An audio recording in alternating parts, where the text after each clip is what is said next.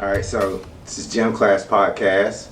I have a rock star here, to say the least. You know, I mean, you're a rock star head coach. You know, in my eyes, you've been able to turn series of programs around since you've been in the coaching.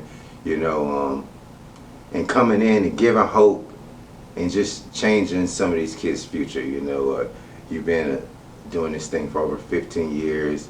I'll leave it up to you to kind of put a number on it, because I'm sure every year goes by so fast. And I'm just humbled to have this conversation with you. Nice to say that. I appreciate it. Thank you. Thank you. And of course, I'm talking to Providence Day head coach Chad Grier.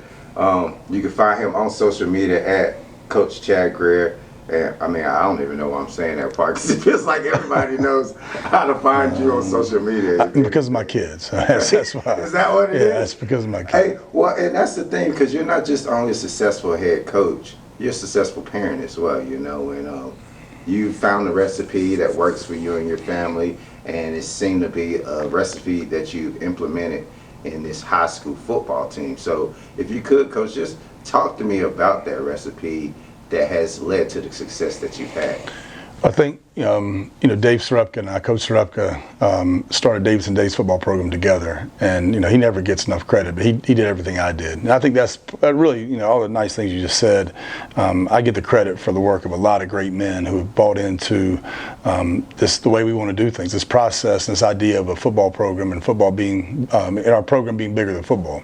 And it just so happens that you were talking earlier about able to pour into kids beyond just football and give them life skills and advice and guidance. And we've got such a diverse group of coaches from every different background, every different upbringing, every different experience. We have a lot of coaches, only 4 of whom are in the building. So a lot of these guys are coming, they're coming from jobs, they're coming from other experiences, but football's the common glue that kind of pulls us all together. And these guys have been able to draw on professional experiences, college experiences, coaching at all different levels, and just pour into these kids beyond football. And I think that's really been the recipe. We started, Coach Serupka and I, with a blueprint that said, we have a mission statement, we have 3 goals, we have 7 core values, and that's our program. It's on one piece of paper. And that is the process that we stick to. Every decision we make, everything we do comes from that one piece of paper and what's written on it. And we don't have a goal to win a game. We have goals to win kids. And if we win enough kids, winning games takes care of itself. That's always been our philosophy. And the winning kids just means we get them to buy in those 7 core values. When you hear our kids after every practice, every weight workout, they'll chant those 7 in unison. They'll shout them out. And they're not like, big intimidation things. It's not what you expect a football team to say, that I value others, I am respectful, I'm on time. But those are the things that really, I think, the glue that holds our football family together. So I have to ask you, because you talk about the glue that holds your football family together, what has been the biggest career advice that you've received or that you've heard from anybody? As a coach, yeah. My mentor and the guy I played for in high school, I think, and all the coaches I was exposed to in college, and then just as a coach, Larry McNulty was just Coach Mack. I think just the best. And he told me before I took the first time, took the step to be a head coach, he just said, you got to have administrative support. You just got to be aligned from the top down. You got to have access to coaches, and you got to have access to a weight room. I mean, those are the building blocks of building a program. And obviously the assumption you got to have kids. If you don't have kids, you don't play. But the 3 things that you got to have from support from a school to be successful wherever you are. There's a lot of great coaches. If you don't have those things in place, it's really hard to be effective. And I think Providence Day has been just a wonderful place to support in that way. I mean, they've provided just incredible access to just great men as coaches. The school attracts great families in the first place, and coaches are attracted to come be a part of what's going on this campus. It's a tough situation. Our academics are never going to be compromised here, always going to come first, as they should. But it makes it really hard to get in the weight room. I mean, our academic day just doesn't flow to have a football period or athletic class. So we've been trying to be creative in how to do that, and our kids and families have responded to that, to be able to, to make sure we're consistently in the weight room, because that is a huge differentiator in high school football. Not just going to lift, but having an effective weight program. And we've been blessed. One of my former players runs our program for us, and he's tremendous. And he coaches all the sports, but certainly from a football perspective, I'm very confident in him and his abilities, and he's going to do the things that I know that our kids need, both from a physical development perspective and a mental toughness and camaraderie perspective. He does a great job building that for us, so that's a huge piece of our success. But it all starts with top-down support from the school saying, hey, this is important. Our head of school, Dr. Calishaw, believes that football is the front porch to your school. It's the first thing you see in the fall. Families come back to come to games. We have youth nights. I mean, it's a place where the school community can come together, and he wants it to show well. And it's important to him that we do it right, and it's important to me that we do it right. So I think that alignment from the top down, that we're going to use football to be great at everything. Mm-hmm. And I mean, that's a pillar, because sports plays such a factor in how we grow, how we handle adversity, and such. You know. And like you say, like, if you got academics, you still got to be able to get in the weight room. How do you manage that? So it's about how do you manage your time? What are you doing with the free time you have? Are you getting up? Are you eating right? Are you putting these things in life? So it makes a lot of sense. And then you say the support, you being from Charlotte, and coming back here and now taking this program and turning it into something that I would assume that you had envisioned. But before I get to the vision part, I want to talk about where you came from as far as like coaching and being a player that I'm sure you played football around the area. You've seen the talent that you played up against, and now the talent that we have coming in at this area each and more. Can you just tell me what's some things you appreciate about the talent that you played against and the talent that you've seen? And do you feel like we've hit like a gas pedal, and like there's more talent coming out of Charlotte? Yeah, for sure. More and more these days versus back when you played. Yeah, for sure. I mean, Charlotte's a lot different place than when I played. I mean, it's grown a lot. Yes. People say all the time, I've had people meet me and say, oh, you're from Charlotte. I haven't met anybody from Charlotte. I'm like, well, there's a bunch of us. Just a whole lot more of everybody else have come in too. But, a really cool thing about, guys that played in my era in Charlotte, I ran into Anthony Houston last week, better known as Lizard in Charlotte, for the old heads in Charlotte. And Lizard was a tremendous quarterback at Harding. And but what's so cool is to see him, he developed a relationship with my stepfather, which I thought was just really cool. My stepdad's obviously an older guy, that and he and Lizard connected, and he would tell me, hey, I saw Lizard. He said, tell you, hey, and they're talking ball all the time, just kind of chopping it up. And then I see Lizard. We had a youth camp, and he's working with West Boulevard Ministries, a guy I went to high school with, a great athlete, Charlotte Bart Noonan, whose dad was on the undefeated Miami Dolphins team back in the day, and his brother Chris and I were teammates. But Bart started this ministry, and he's really doing a big outreach in the West Boulevard area and community. And so they bring some kids over to camp, and of all guys, one of the guys driving a van, and a mentor to these kids is Lizard.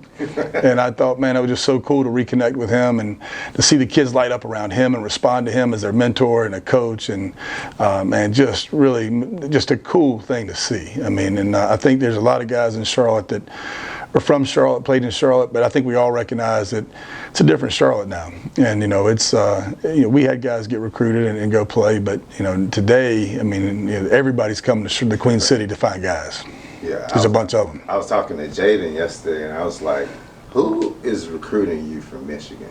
Because like they're around here. Yeah. You got Notre Dame, like big schools, not just like Power 5 schools, but the upper echelon, recruiting guys around here. So I think it shows you the talent. Yeah, I think it used to be more they'd try to pick off a guy maybe on a national scale, and now Michigan signed a kid from West Charlotte. Notre Dame's got kids from down the street and kids from Charlotte Catholic. I mean, they're actively recruiting Charlotte. I thought 5-10 years ago maybe even MAC schools were coming in and stealing some of our kids that were getting missed in the ACC, and now you don't see a lot of MAC schools taking kids out of here. You're seeing Power 5 from all over the country coming to get our kids, which is awesome for Charlotte. And just because that made me think about this, and you can comment however you choose, but it seems like some of the sentiment I heard over the years, especially looking at a school down the road in Charlotte that hasn't had the success that they would like recruiting in Charlotte.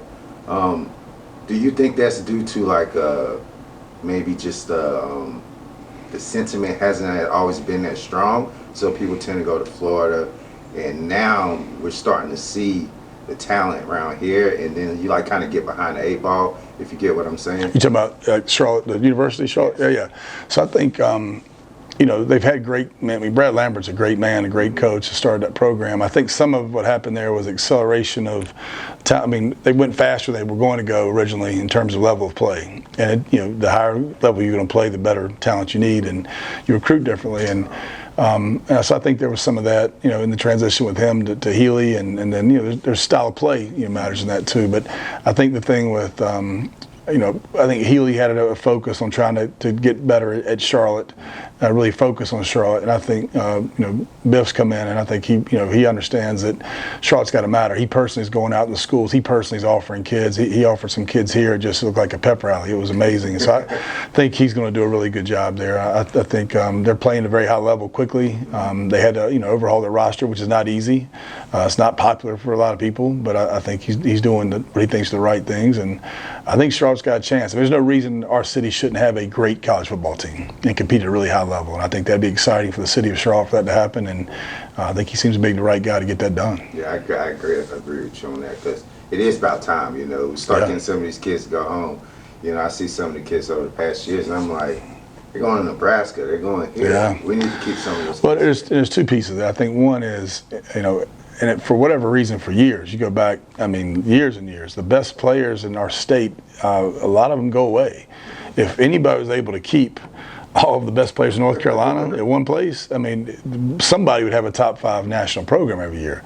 The problem is you got so many great schools in our state that all take some of those guys, and certainly the 4 ACC schools, but East Carolina and App State have been really good and have developed and put a lot of guys in the pros and really good programs, and everybody's on the come up, right? Philly Campbell Minner, he's doing a great job out there. You've got Western Carolina. I think Kerwin's doing a great job at Western, and turn that thing around. And there's so many places, the Elons of the world, and you start plugging in Clemson and South Carolina and Wofford and Furman, and the list goes on. Coastal Carolina has been tremendous. So it just gets so splintered. Even the guys that are here, and then with the national focus come on top of it, it's just been hard to corral that. So I think anybody can figure out that recipe, which I don't know what it is either, but if you could keep the best of our state in state, you could build a heck of a team. That's no doubt. Well, I want to go back to the trajectory part as far as the Providence Day program.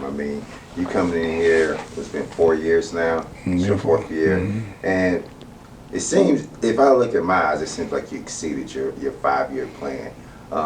If not, what was your 5-year plan, and where do you feel like you are on track to that first 5 years, and just making sure you get things going? I think on the track we wanted to be on. I think a lot of it, I've always looked at. I've done this 3 times now, and I thought the 3rd year was always kind of the benchmark. Kind of know that's the year that okay, is what we're doing taking root? Is it working? The first year, it's my culture, and I'm trying to enforce, just force it down your throat. This is who we're going to be.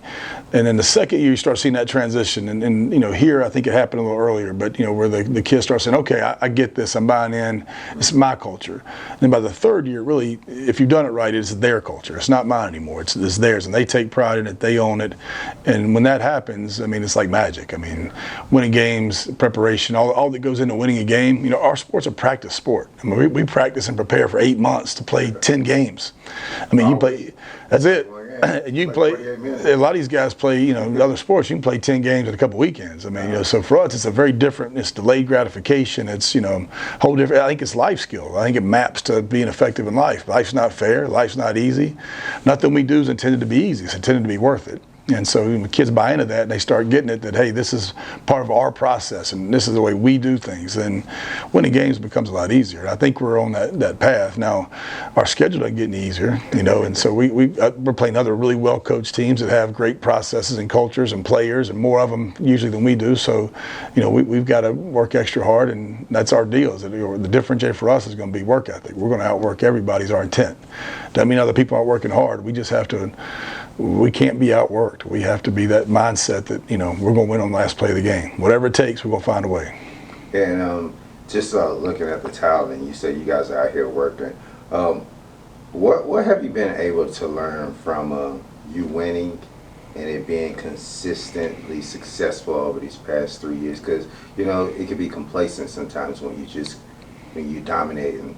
But when you guys have won consistently, what have you been able to learn from these winning seasons and winning that state championship? Yeah, it's harder to continue and maintain consistency than it is to get there. I mean, when you've got a chip on your shoulder and you're using that as leverage on kids, like, you know, we hadn't beaten our biggest rival. They beat us 11 straight times when we got here. Hard to call that a rivalry. I mean, we've lost in every which way possible. We've lost in close games and blowouts, but 11 straight times they beat us.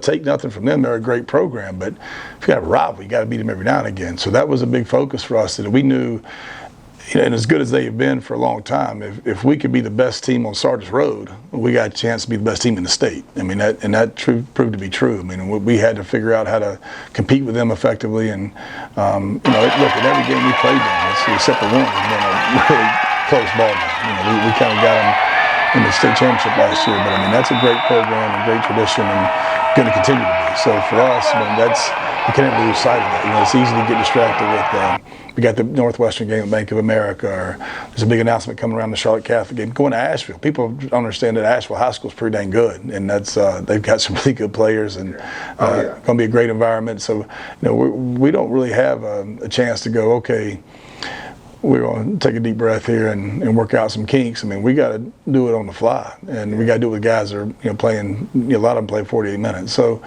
great challenge, great opportunity, but that's a foundation of our program and approach. And this talent that you have here, you could, of course, you got Jordan, who's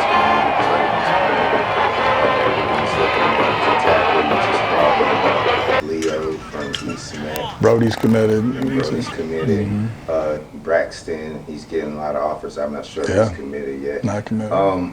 Just talk to me about some of this talent and what do you appreciate about their leadership, and who are some of the younger guys that you see probably stepping up or that they're pulling along as y'all going this season? So, obviously blessed with some tremendous high school football players, and guys are going to be really good college football players, maybe beyond. I think the one thing that, you know, for me motivates me a little bit, you know, if you listen to the noise, you know, you go, oh, you know, Providence Day is going out and getting all these D1 kids, just stockpiling D1 kids, and that really it discredits and really is not fair to the kids that really have earned this. You know, Brody Barnhart was a middle school running back that never really, I mean, he's a best safety in the Carolinas and maybe beyond. He's worked his rear end off to earn that. I mean, weight room, speed training, skill development. I mean, and I've had 4 defensive coordinators in state, all Power 5 schools, say that's the best safety around. I mean, that's no accident. That wasn't, we went and brought a D1 guy in. You know, he came in 9th grade and worked his rear end off. By the way, Jordan Shipp came in 9th grade. He was a middle school quarterback. He never played receiver. So to watch what he's done as a receiver, you know, first he had these great hands.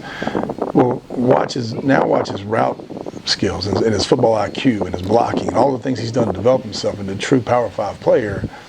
That's work ethic. That's really taking talent and then working your end off to make the most of it. Yeah, retention. You know, being able to take information and put it out there. And then, you know, Channing the same way. Channing was a really good middle school player, but, you know, he's not a physical specimen. He wasn't somebody who's, he's going to be a D1. He's worked his butt off to be this great player who will play at Michigan. That's an incredible accomplishment. So I take offense sometimes. You know, I try not to. I just try to listen to the noise. But the fact is, these kids have come in. Again, can't say enough how blessed we are with great coaches and the guys that are developing young men and developing in football skill, technical development, but also in life skills. And that combination works. I mean, they become very attractive to college. You've got great grades, you've got great character, you've got great work ethic. And oh, by the way, you can really play too. You've got great film. I mean, that's a tribute to our coaches that work so much with these guys and to the kids themselves and their families who support how hard they work to earn that. So that's become contagious. So to your point, the trickle-down effect of that is, and it's been since we've got here. I mean, every year we've seen guys, you know, Chris Peel's at Georgia right now. You know, he was part of that same way. I mean, you know, Chris was a middle school running back, but he hadn't played much defense. And, you know, now he's at Georgia playing corner. I mean, and I think when guys like Channing and Jordan, Bryce see, we have them with Chris, and so they bought it. Well, now you got a whole other group behind these guys are going, watching what Brody and Channing and Jordan do. You know, Jaden, I would say, you know, he got offers in 8th grade. He's in middle school here, and he got offered by Alabama and Georgia. That's not normal. Yeah. That's an anomaly. You're not gonna get that. But his leadership and work, he might be the hardest working guy in here. He's just relentless, and he's a great leader, and he's humble. So again, it just starts passing down. So a kid like David Sanders that comes in 8th grade, is a basketball player, played tight end in middle school. You know, I kept Dave, I think your first round draft pick is a left tackle, and you know what I think he really is. I mean, what was that conversation like when you first said that? When I just gotten here, it was a COVID year, and so it's hard to see people. We're doing Zoom calls, and I'm walking up the concourse down there, and I see this giant kid and giant parents. They were just great-looking, friendly family. And I said, "Hey, man, you play football?" And he goes, "No, sir, bro. I've been thinking about it." I'm like, "Oh, well, let's start today. Let's go." He said, "Oh, okay, I'll do that." You know, and we actually had Jeff Mullen from National Preps recruiting service. You know, he's a Power 5 OC, and you know he knows what he's doing. And I said, "Jeff, look at this kid. He was just doing some footwork drills." And Jeff's like, "That kid's gonna be a 5-star one day." And I'm like, "I think you're right." He actually called. I shouldn't say who. He called it. You know, a college Power 5 college guy. And said, "Look, I'm looking at a guy that's going to be a 5-star one day." And sure, if that school's offered him, so of course everybody's offered him now. But I mean, just it takes about 15 seconds watching him to go. He's different. He's pretty talented. Like walking out on the field, I knew he wasn't here yesterday, but when I walked out, I knew he was there. Yeah. You know, it's one of those things like, oh, David's here, Big Dave's here. But going to not tight end, tackle. Yeah. My kids don't want to put their fit hands in the grass, get on the line. But I mean, I've heard a lot about him off the field as far as a student. Very smart kid.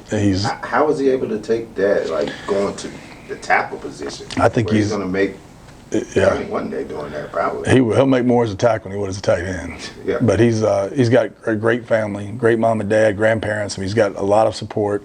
It's a very close-knit family. It's very grounded and humble. And I think you see that in his personality. He wants to be an orthopedic surgeon. I've seen him. He works the Model UN on campus. He does great in school. He's an ambassador for the school. He hosts kids that come in thinking about coming here. He's one of the ones, the go-to guys that shows them around and spends a day with them, eats lunch with them. He's just a well-rounded, first-class human. I mean, just a great kid. And like I said, you spend a few seconds watching him play football, and you go, "Oh, yeah, he's pretty good." So, you know, a pretty special guy. I've never had one like him. I don't know if I'd be fortunate enough to have another one. He's just a different specimen. You got to take them as they come in. I'm gonna get a little bit personal before we wrap this up. Just thinking about you and how excellent you've been on the field, how great you've been with these kids. What's something that you don't see yourself as being that good and that you like to work on? Is coaching, or if it's there's so many things, man. I have a very strong faith, and I try to practice that and lean on it every day. Yet I say things and do things every day I ought not say. So that's probably the Book of James, taming my tongue. That's been a years in process work for me, trying to tame my tongue a little better. But I mean, the game's evolving and changing, so it's a constant quest to learn and adapt. And things we were doing 10 years ago really successfully, we still do some of those things, but we've had to tweak them and change them to adapt to the game. Defensively, I've been very blessed to have great coaches. I think that helps a lot. That I haven't had to become an expert in defense, so being able to learn from the coaches I've been around. The guy I just walked in is a tremendous coach and leader. So learning from a guy like that was the first black head coach in Spartanburg County. You want to talk about a tough job. I mean, you know, that guy's seen and done a lot. He coached in college for 9 years, coached with the Panthers. So having a guy like that on my staff that I can learn from, I think that's the biggest thing, is just don't act like I've ever got it figured out. I mean, just be open to learn and continue to grow every day as a man and as a coach. Well, Coach, I appreciate you taking the time to sit down. I know you got a busy day ahead of you. You got a heck of a season that you guys are trying to accomplish, something that Providence Day hasn't done in a while.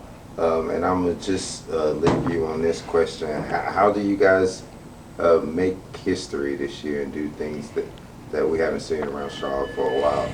I mean, since the independence. Yeah, I mean, I think you make history by trying to make history. I think you just do what you do, and you be who you are, be authentic, continuing to who we are individually and collectively as a team and a program. We're going to work. That's not going to change.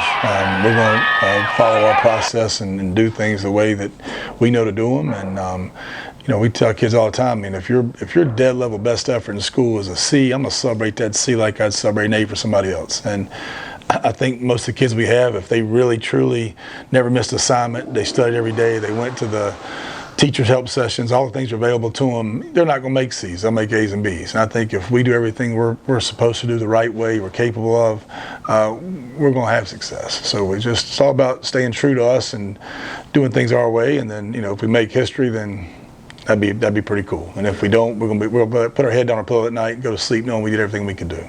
Well, Coach, I appreciate it, and much luck to you guys. Thanks, this season. man. Appreciate Thank you for you. sitting out the Yeah. podcast. I'll be looking.